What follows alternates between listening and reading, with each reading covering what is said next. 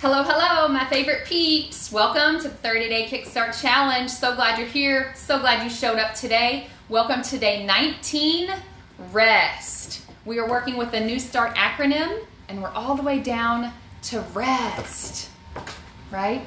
How did you sleep last night? Did you get your 7 to 8 hours? You know, research shows that 2/3 of adults don't get adequate amount of sleep. You know, one of our greatest public health challenges that we face today is sleep deprivation. You know, all of the diseases that we see that people pass away from, you know, Alzheimer's, cancer, cardiovascular diseases, suicide, all of these things have a significant and causal link to sleep deprivation. You know, and I think of our physical health. The three great pillars of our physical health is the exercise. You know, we've talked about that. Is the nutrition, what we feed our bodies. So exercise and nutrition. But the third one is our sleep. We have to have our quality sleep for our physical health. You know, and I heard something that said that research shows that like the temperature for in our home when we go to sleep needs to be like 65 to 67 so that our bodies can cool down in order to sleep. And I was like, wow, okay, that was interesting. Maybe some of you knew that, but I thought that was interesting. I keep it like 72. But anyway, we need that good quality sleep. We need that 7 to 8 hours of sleep. The research also shows to go to bed at the same time and get up at the same time, even on the weekends, right? And try to keep that, you know, that schedule so that you can have it to be the same so that your sleep cycle, so that it's, you know, regulated. And of course, we all know to eliminate caffeine, you know, to help us sleep better. You know, the Dalai Lama says sleep is the best meditation. Sleep is the best meditation. You know, it reduces stress. It improves our memory. You know, it aids in weight loss. You know, hey, where are those New Year's resolution goals, right? You know, it restores and energizes us. Hey, that's our physical health. It lowers our blood pressure and our cortisol levels. You know, it slows down the aging process. Who wants to slow down their aging, right? Get that 7 to 8 hours of sleep. It improves our cardiovascular health, and it improves our work productivity at work and at home and our lives. Getting the adequate amount of sleep also helps our emotions and our mental health, right? So it helps our physical body, our mental health, and our physical, mental, and emotional health, right? Mind, body, and soul. We have to get that 7 to 8 hours of sleep in order to function optimally. You know, the Irish proverb says, a good laugh and a long sleep are the best cures for almost anything, right? Or for the best cures in the doctor's book.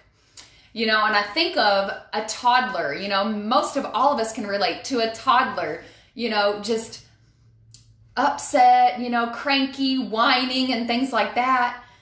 And it's like, well, we all know that toddler is sleep deprived. They need to take a nap. Kids and toddlers, they need way more sleep than, you know, older adults.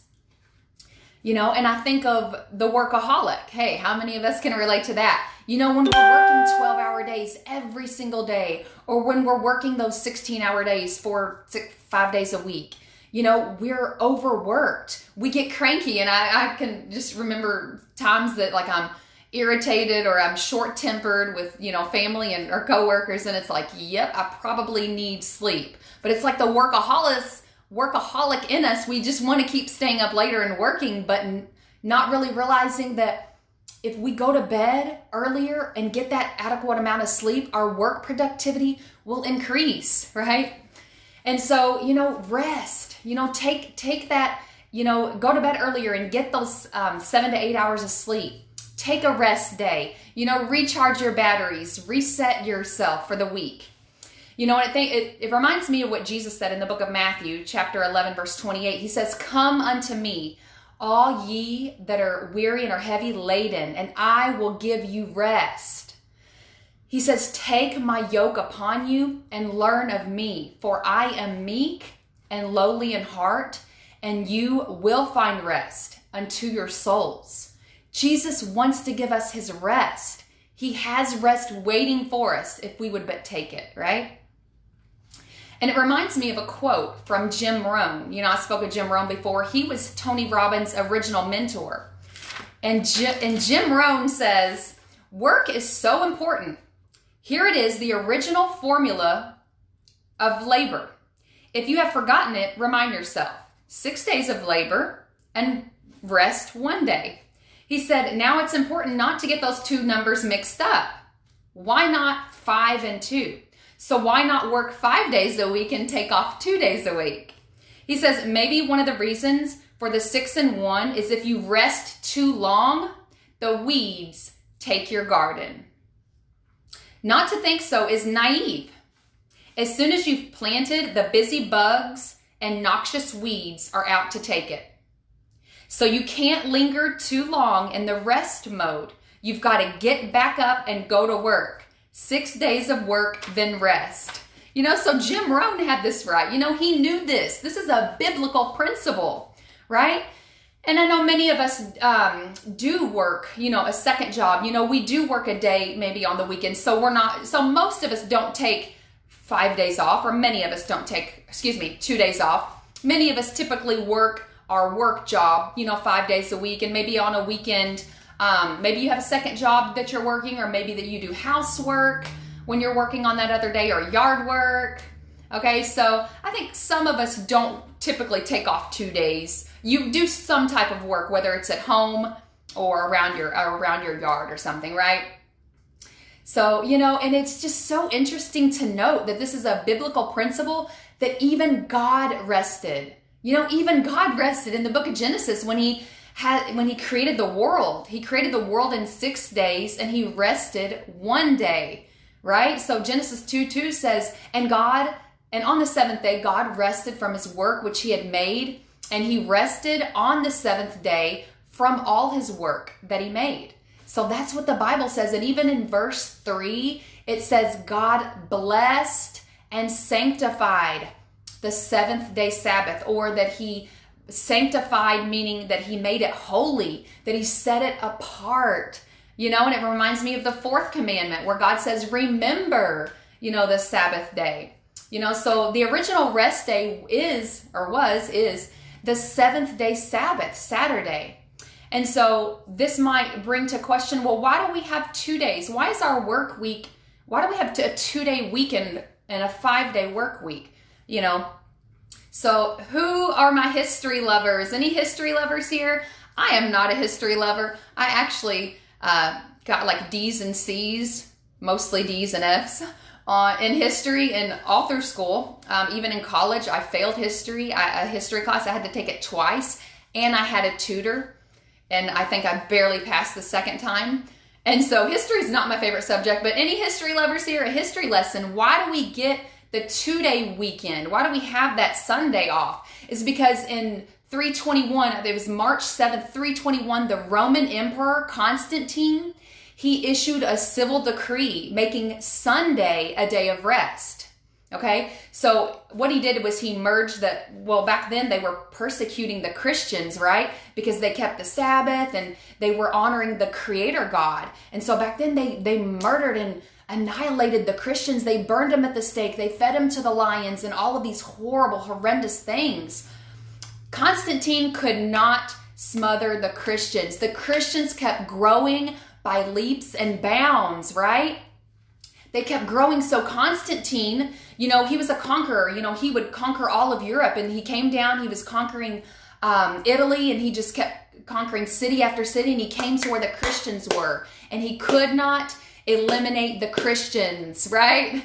And so what he did, what do they say?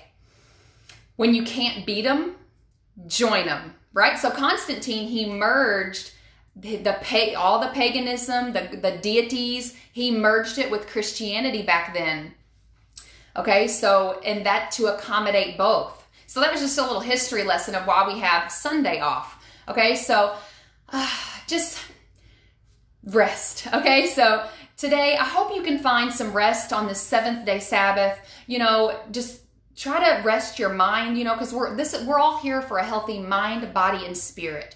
You know, like we said, it's not one to just have the physical rest. You know, we can work Monday through Friday and be off and rest our bodies from the work week. Many of us have those challenging, difficult physical labor jobs.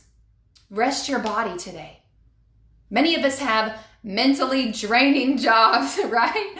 The job of a teacher, you know, and maybe whatever yours is. Maybe it's physical rest you need today. Maybe it's mental rest, right? Mind, body, and spirit. Maybe you need spiritual rest today. Spend time in nature. It's so calming. It will bring you rest. Spend time meditating. You know, hey, we've learned about meditating, listening to instrumental music, being at peace and being at rest. Maybe reading quietly in your home. Maybe spending time with family. I hope you find some rest today. So your action steps, are you ready? Get that 7 to 8 hours of sleep. I know many of us are we're workaholics, but your action step is to get that 7 to 8 hours of sleep tonight. You know, starting tonight or starting, you know, as soon as you can. Get that 7 to 8 hours a week, you know. Take a rest day. You know, if you can rest today on the 7th-day Sabbath, try to rest today. If you already have plans or if you're working or if you're already busy on your schedule, many of us are, try for next week to rest, to take that rest day. You know, to ease your mind from the cares of the world, to rest your mind, body, and soul. Go take action today and rest.